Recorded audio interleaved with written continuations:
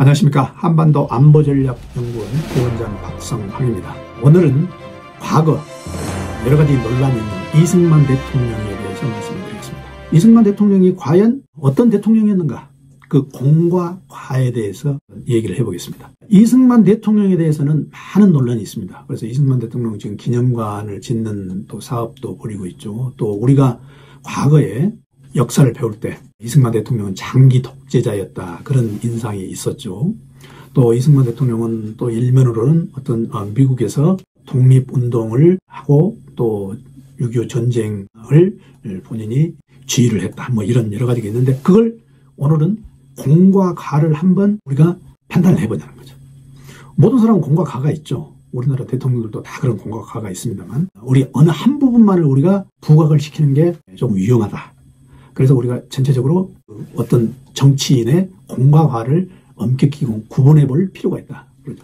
첫째, 역사적 과오가 있습니다. 장기 독재입니다. 물론 여러 가지 이유로 대통령을 해가지고 했지만 나중에 늙어서까지 장기적으로 하려는 여러 가지 시도가 있었죠. 그래서 3.15 부정선거를 하고 또 이제 그게 이제 계기가 돼서 4.19 의거가 나고 이걸 촉발했죠. 그래서 많은 젊은 사람들이 의리로 투쟁으로 나서고, 그래서 이제 건국 대통령의 이미지를 훼손하는 거. 이게 이제 가장 역사적 과오 중에서 큰 겁니다. 자, 두 번째는 정실 인사입니다.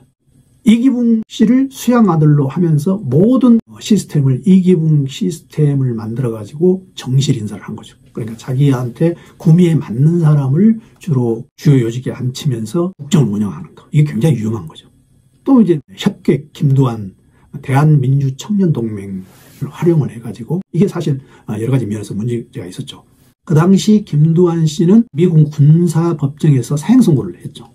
그런데 이승만 대통령이 이 사형선고를 없애주고 김두한 씨를 자기 편으로 해가지고 우익의 어떤 세력 보강에 이용했다. 이런 여러 가지 정실 인사로 인한 여러 가지 폐해, 이게 또 있었다는 거죠.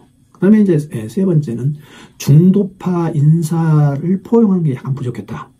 예를 들어서 김구, 김규식, 서재필, 이런 사람들이 다 이제 과거 독립운동에 참가하고 우리 역사에서 다 한 획을 긋는 사람들이었는데, 그런 중도파 인사들을 포용하는 게 부족했다. 예를 들어보면 이렇습니다. 1948년 7월 20일에 재헌국회가 성립이 돼서 그때 대통령 선거를 했는데 196명의 표가 있었습니다. 아마 그래서 196명 중에서 180명이 이승만 후보를 지지를 해서 대통령이 됐죠. 그때 김구 선생은 13표를 받았습니다. 그리고 또 안재홍 씨, 유명한 그 사상가 있죠. 안재홍 씨는 2표, 서재필 씨는 1표. 서재필 씨 1표는 나중에 이제 그 피선거권이 좀 미국적으로 돼서 없다는 식으로 무효처리 됐는데, 하여튼 이런 쟁쟁한 사람들이 왔음에도 불구하고 압도적으로 이승만 후보가 대통령이 된 건, 그 당시에 지식인 사이에서는 이승만 대통령이 압도적으로 지지를 받았다는 얘기가 됩니다. 그렇게 압도적으로 지지를 받았으면은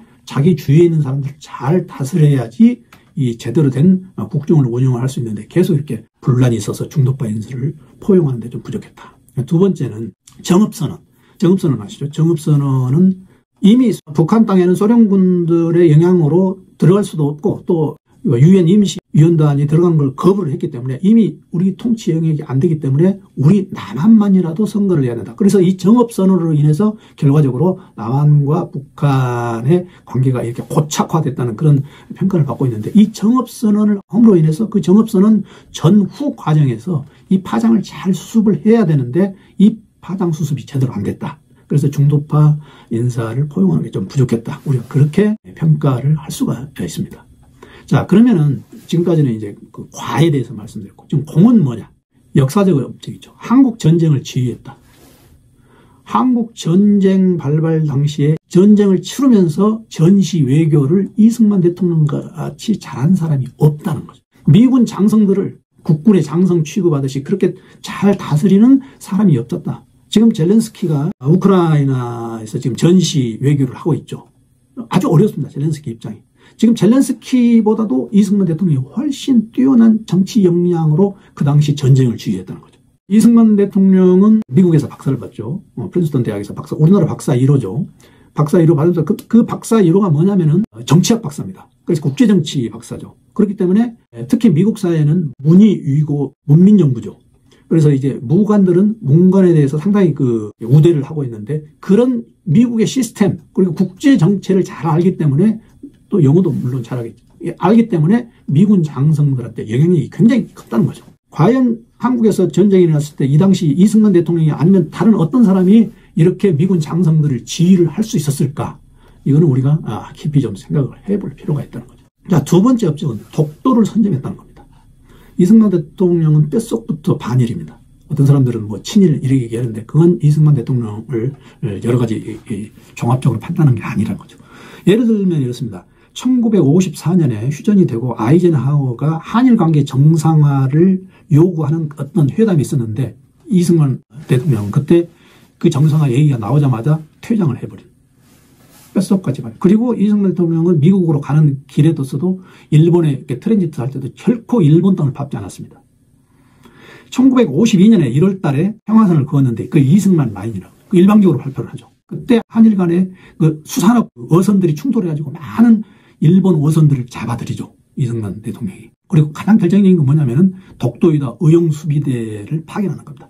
독도 문제하고 가장 비교가 되는 게 센카쿠 일도죠. 센카쿠 일도는 당시 중국 지도자들이 제대로 인식이 없어서 일본에다 내준 거고 독도는 그 전쟁 와중에 이승만 대통령이 의용수비대를 보내가지고 독도 문제를 우리가 앞으로 장래를 생각해서 한 거죠. 지금 독도는 지금 200캐리를 하면은 한국의 남한 땅보다 더 큽니다. 이 독도 선점이 앞으로도 계속적으로 이승만 대통령을 생각하게 한다는 거죠. 또 세 번째는 국제적으로 유상 정립입니다. 건국 외교는 물론이거니와 아까 말씀드린 전시 외교 그리고 또 이승만 대통령이 가장 중요 의식이 얘기하는 건 민족 자결주의입니다. 강대국으로부터 여러 가지 지원을 받지만 결코 강대국의 영향하에서 휘둘리지 않겠다는 게 이승만 대통령의 기본적인 철학이었죠. 그리고 공화주의. 그래서 이승만 대통령의 역사적 업적으로 이와 같은 걸 들 수 있는데 마지막으로 하나가 정체성 확립입니다. 이승만 대통령은 반공을 국시로 해가지고 북진통일론을 내셨죠. 이승만 대통령이 북진통일론을 내세울 때 어떤 여러 가지 목적이 있었느냐. 크게 내가 분석하기로는 세 가지가 있습니다. 첫 번째는 뭐냐면 헌법에 충실하는 거죠.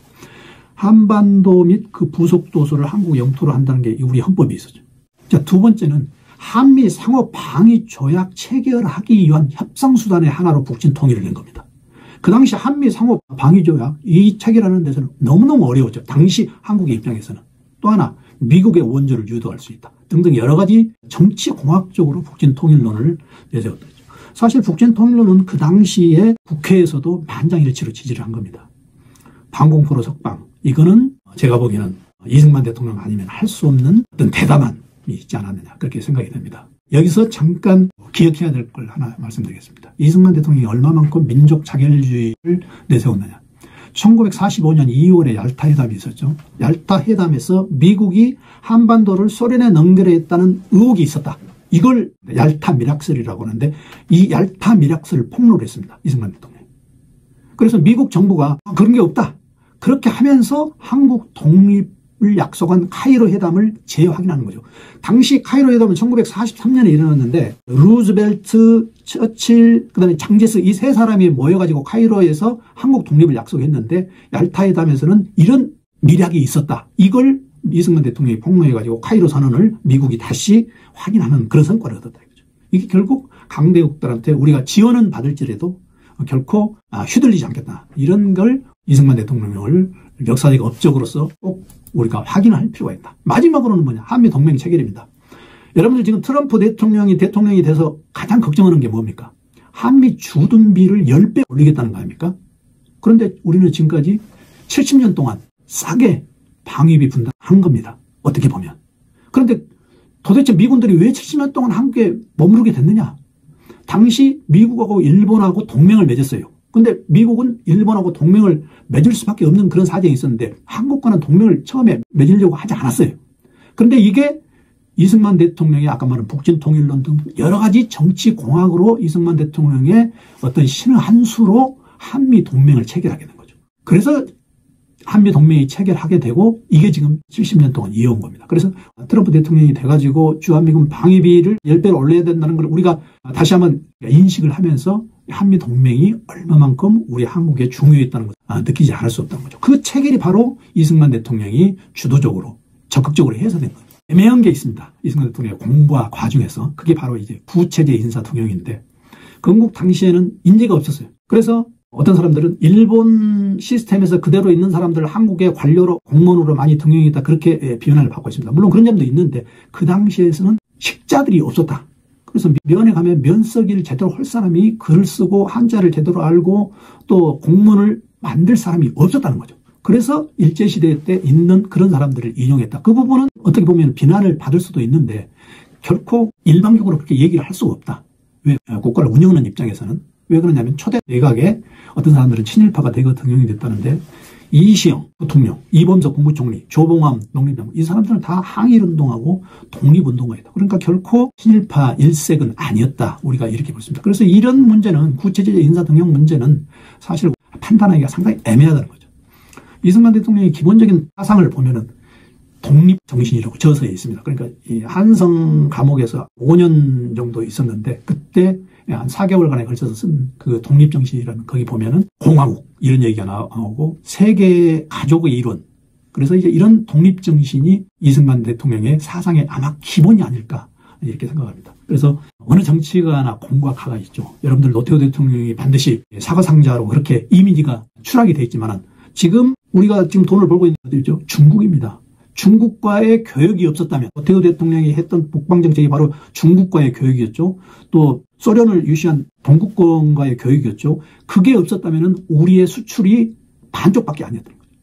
이런 북방정책은 노태우 대통령의 보이지 않는 업적이죠. 공이죠. 김영삼 대통령 IMF 여러 가지 실정을 했죠. 하지만은 하나회를 숙청하라고 문민정부를 하고 또 금융실명제 한 건 공입니다. 그래서 우리가 어느 정치가를 반드시 이렇다 저렇다 하는 것은 잘못하면 진영 논리에 휩쓸릴 가능성이 있다는 거죠. 그래서 앞으로 여러 가지 정치가를 판단하는데 어떤 진영 논리로만 판단하는 건 안 된다. 사실 어떻게 보면은 우리 민족의 단점인데 사소한 것에 목숨을 겁니다. 울분 사회예요. 뭔가 조금이라도 잘못된 거 있으면 그걸 울분을 터뜨리는 그런 사회인데 우리가 그런 걸로 정치가를 판단해서는 안 된다. 국가적 차원에서 판단해야 된다. 우리가 할 일이 너무 많다. 미래의 먹거리가 우선이지 과거 가지고 이렇다 저렇다 하는 건 너무 구애받는 건 삼가를 해야 되지 않을까. 오늘은 그래서 이승만 대통령의 공과 가가 많이 지금 회자되는데 그 부분에 대해서 여러분들은 제 머릿속을 정리해서 말씀드렸습니다. 고맙습니다.